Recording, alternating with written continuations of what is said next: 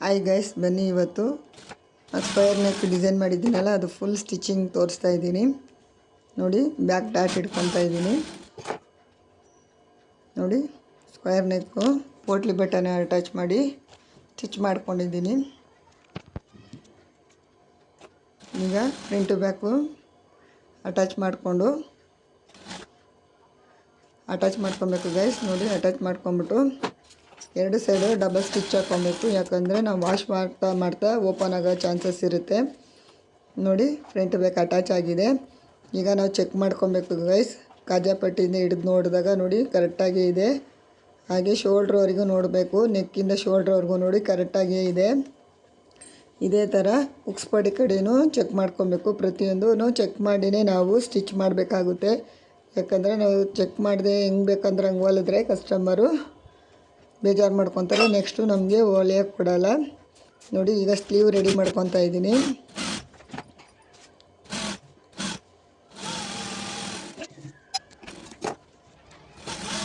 ನೋಡಿ, top stitch ಹಾಕೊಂಡ್ರೂ ನಡೆಯುತ್ತೆ. ನಾನು ಲೈನಿಂಗ್ ಸ್ಟಿಚ್ ಹಾಕ್ತಾಯಿದ್ದೀನಿ. ಫಸ್ಟು ಲೈನಿಂಗ್ ಸ್ಟಿಚ್ ಹಾಕ್ಕೊಂಡು ಆಮೇಲೆ ಟಾಪ್ ಸ್ಟಿಚ್ ಹಾಕ್ಕೊತೀನಿ ಗೈಸ್. ನೋಡಿ, ಟಾಪ್ ಸ್ಟಿಚ್ ಹಾಕ್ಕೊಂಡು ಈಗ ಲೈನಿಂಗನ್ನು ಸ್ಲೀವನ್ನು ಜಾಯಿಂಟ್ ಮಾಡಿಕೊಂಡು ಎಕ್ಸ್ಟ್ರಾ ಪೀಸ್ ಏನಿದೆ ಅದನ್ನೆಲ್ಲ ನೀಟಾಗಿ ಟ್ರಿಮ್ ಮಾಡ್ಕೊಬೇಕು.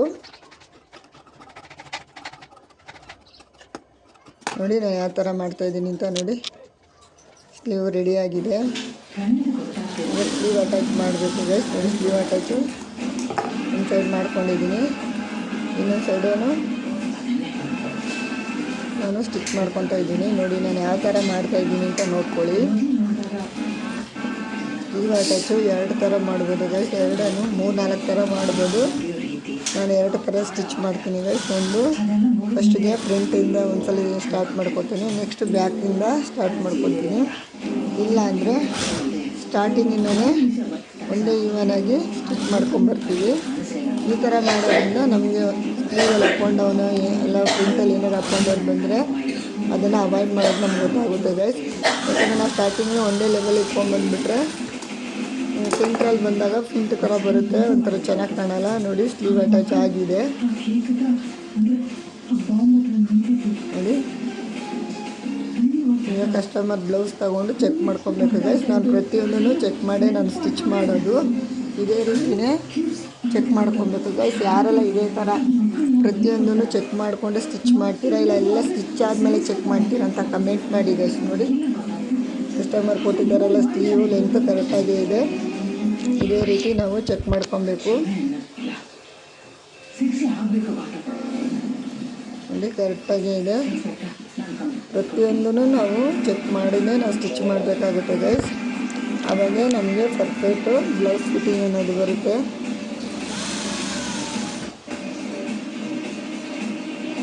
ನೋಡಿ, ಈಗ ಸೈಡ್ ಹೊಲಿತಾ ಇದ್ದೀನಿ.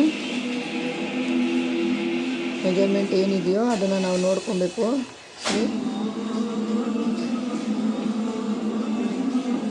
ಬೇರೆ ಸುತ್ತಳತೆ 10 ಗೈಸ್, ಹಾಗಾಗಿ ಕರೆಕ್ಟಾಗೇ ಇದೆ. ನೋಡಿ ಗೈಸ್, ಪ್ರತಿಯೊಂದನ್ನು ನಾವು ಚೆಕ್ ಮಾಡಿಕೊಂಡೆ ಸ್ಟಿಚ್ ಮಾಡಲೇಬೇಕು, ಇಲ್ಲ ಅಂದರೆ ನಮಗೆ ಕರೆಕ್ಟ್ ಅಂತ ಬರೋಲ್ಲ.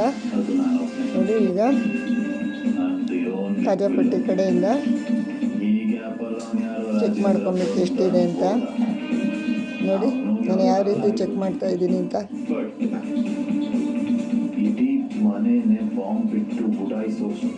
ಮೆಜರ್ಮೆಂಟ್ ನೋಡಿಕೊಂಡು ಅಲ್ಲಿ ಮಾರ್ಕ್ ಹಾಕ್ಕೊಬೇಕು. ಈ ರೀತಿಯೂ ಮಾಡ್ಬೋದು, ಅಥವಾ ನಾವು ಮೆಜರ್ಮೆಂಟ್ ಮಾಡಿನೇ ಸಹ ಸ್ಟಿಚ್ ಮಾಡ್ಕೊಬೋದು ಗೈಸ್.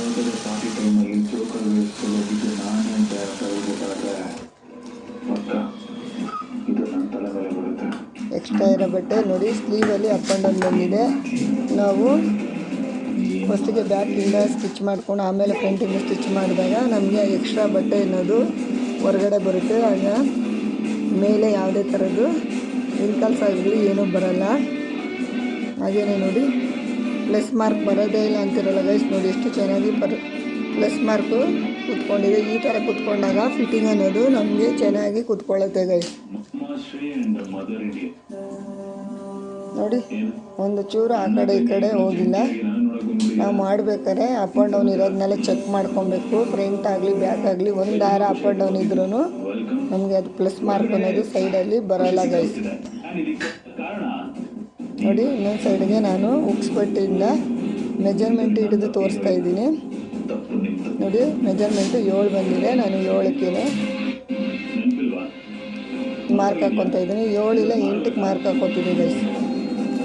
ಅದೊಂದು ಸ್ವಲ್ಪ ಲೂಸ್ ಕೇಳಿದ್ದಾರೆ, 8ಕ್ಕೆ ಮಾರ್ಕ್ ಹಾಕ್ಕೊಂಡಿದ್ದೀನಿ. ಬ್ಯಾಕಿಗೆ ನೋಡಿ, ಬ್ಯಾಕ್ನ ನಾವು ಆಲ್ರೆಡಿ ಡಾಟೆಲ್ಲ ಹಿಡಿದಿಟ್ಟಿದ್ದೀವಿ. ನಾರ್ಮಲಾಗಿ ನಾವು ಸ್ಟಿಚ್ ಮಾಡ್ಕೊಬೇಕು, ಎರಡನ್ನೂ ಸೇರಿಸಿ ಬ್ಯಾಕು ಫ್ರಂಟು. ನೋಡಿ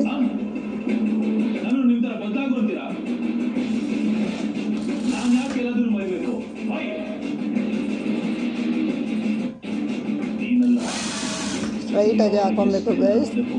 ಸ್ಟಿಚ್ ಬೆಂಡ್ ಆದರೆ ಸರಿ ಬರೋಲ್ಲ ಗೈಸ್. ಹಾಗೆ ಸುತ್ತಳತೆ ನೋಡ್ಕೊಳ್ಳಿ.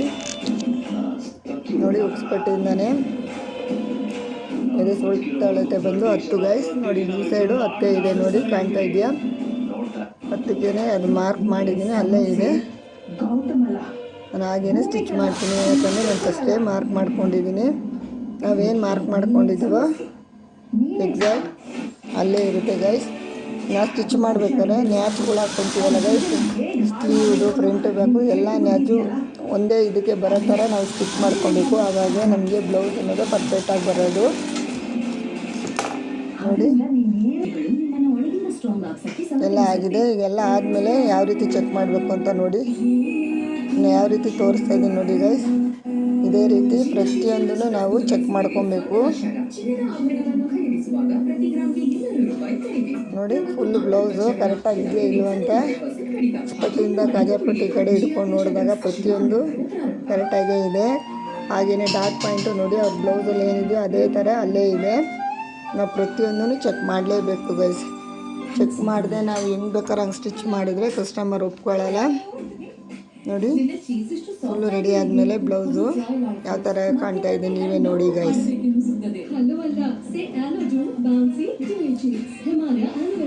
ಸ್ಟಿಚಿಂಗ್ ವಿಡಿಯೋ ನಿಮಗೆ ನೋಡಿದ್ರಲ್ಲಿ ಏನಾದರೂ ಯೂಸ್ಫುಲ್ ಆಗಿದೆ ದಯವಿಟ್ಟು ಕಮೆಂಟ್ ಮಾಡಿ ಗೈಸ್, ಸಬ್ಸ್ಕ್ರೈಬ್ ಮಾಡಿ, ಶೇರ್ ಮಾಡಿ ಗೈಸ್. ನೋಡಿ ಎಷ್ಟು ಚೆನ್ನಾಗಿ ಕಾಣ್ತಾ ಇದೆ. ಸ್ಕ್ವಯರ್ ನೆಕ್ಕು ಕಸ್ಟಮರು ಸ್ಕ್ವಯರ್ ನೆಕ್ಕೆ ಕೇಳಿದರು, ಹಾಗಾಗಿ ನಾನು ಸ್ಕ್ವಯರ್ ನೆಕ್ಕೆ ಇಕ್ಕಿದ್ದೀನಿ. ನೋಡಿ ಗೈಸ್ ಫುಲ್ಲು ಬ್ಲೌಸು ರೆಡಿ ಆಗಿದೆ.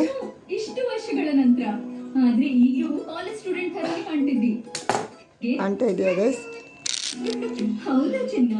ವೇರ್ ಮಾಡಿದಾಗ ತುಂಬ ಚೆನ್ನಾಗಿ ಕಾಣುತ್ತೆ ಗೈಸ್. ಇದು ಪೋಟ್ಲಿ ಬಟನ್ನ ನಾನು ಸ್ಯಾರಿ ಆಪೋಸಿಟಿಂದ ತೆಗ್ದು ಕಲರ್ ಮ್ಯಾಚ್ ಮಾಡಿದ್ದು ಮಾಡೀನಿ. Thank you for watching video.